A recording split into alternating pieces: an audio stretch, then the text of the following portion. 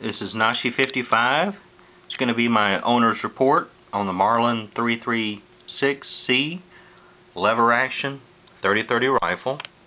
Just wanted to give you my thoughts on this gun since I've owned it for a while and have had several opportunities to shoot it. Like I mentioned, this is a 3030 lever action rifle. It's got a walnut stock. It's got a tubular magazine that holds 6 rounds. As you can see, here's the magazine, this bottom tube. It's got standard iron sights up front, hooded sight up front, and then the standard iron sight at the back. It's a side eject model. You may be familiar with the Winchester that ejects from the top. This one actually ejects out the side. You can see there the top is drilled and tapped for a scope.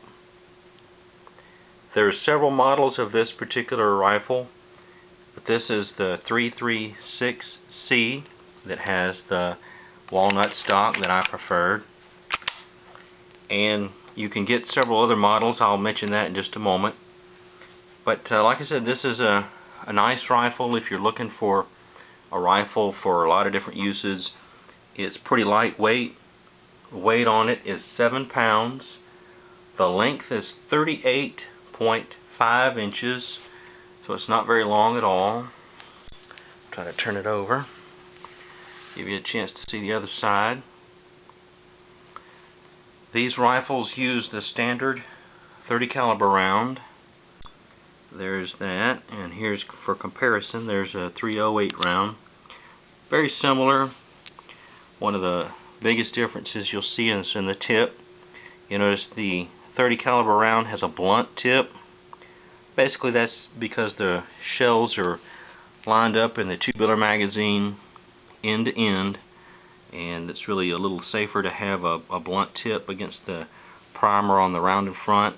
You really don't want that sharp tip like that right there next to the round. So 30-30 rounds have a blunt tip. As you can see, they also have a little bit of a lip here on the case compared to the 308 that's smooth. Just kind of a trademark of these lever action rifles. That's the way they are extracted. So that's just a look at the round itself. Like I said, this one has side eject. There's, of course, the Winchesters have the top eject, but I preferred the side eject on the Marlin. That just, you know, it seemed to be a little better system to me. I don't have a scope on this one, but that was something that if you wanted to mount a scope on, it was always an issue. And a Winchester changed it so they would eject out of the top, but also to the right, which tried to compensate for that. But this is my preference. I like the Marlin style better. The 3030 like this is certainly a good rifle if you're looking for one for deer hunting, for a younger owner, maybe your wife, girlfriend. These have low recoil. Like I said, they're only 7 pounds, so they're really light, and I think it'd be a good rifle for a young hunter like that, anybody starting out. Moderate recoil, they're easy to handle, very simple. Like I showed you, the action there, you're not gonna get too many jams or anything. That's very proven action.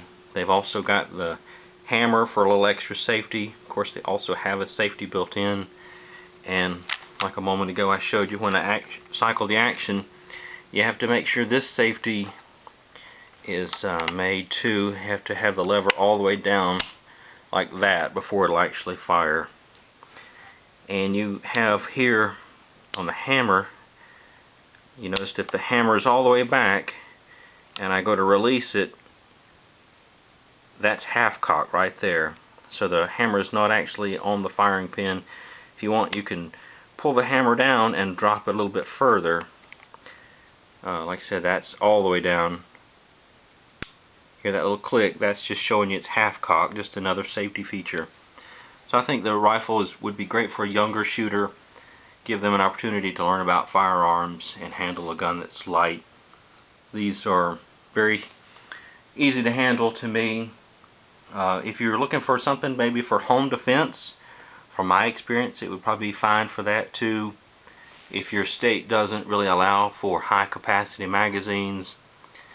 True enough, this is only 6 rounds plus one in the chamber, but it would certainly be a gun that would be allowed really anywhere. I don't think there's any state that would have any restrictions on a rifle like this. It's not really very intimidating compared to maybe an AR style rifle with scopes and lasers, lights on it. So it's something that nobody would, I don't think, would feel very threatened if they saw. But it would give you a good rifle, I think, if you prefer that for home defense. And you know, it's certainly one that's very cost effective. There's new ones out there like this one. There's plenty of used ones. They are, compared to an AR or FAL or maybe an M1A, they're a fraction of the price of those rifles. But certainly they're a good rifle, proven, and I think they'd be an effective rifle for you if you're looking for one for a lot of different uses. The models that they have, this is, like I said, the 336C, and it's got the walnut stock and it's got the pistol grip, which I liked. They also have a couple of other models. They have the 336W, which has a scope mounted already on it from the factory. They also have the 336SS, which is a stainless steel model, if you prefer that. Plus, if you're looking for something a little different, you can get one of the cowboy models from Marlin. They have a straight stock and are a little more in the style of the rifles from the early years, and they are available in a lot of different calibers. I think you can get those in a lot of pistol calibers like the 44, 357, 38 Special, 45 Colt, a lot of those more pistol cartridges. Plus you can get the lever action rifles in a couple other calibers that are really a little larger, big bore calibers, I think Marlin calls them. The 4570, 444 I think, and the 450 I think they also have one.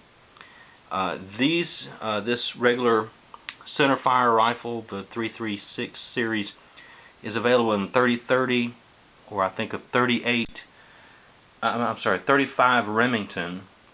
Now they also offer the Marlin Express models, which are basically 308 Marlin Express and 338, I believe it is, Marlin Express, which are lever action rifles but offer comparable performance to a 308, regular 308 or 30-06.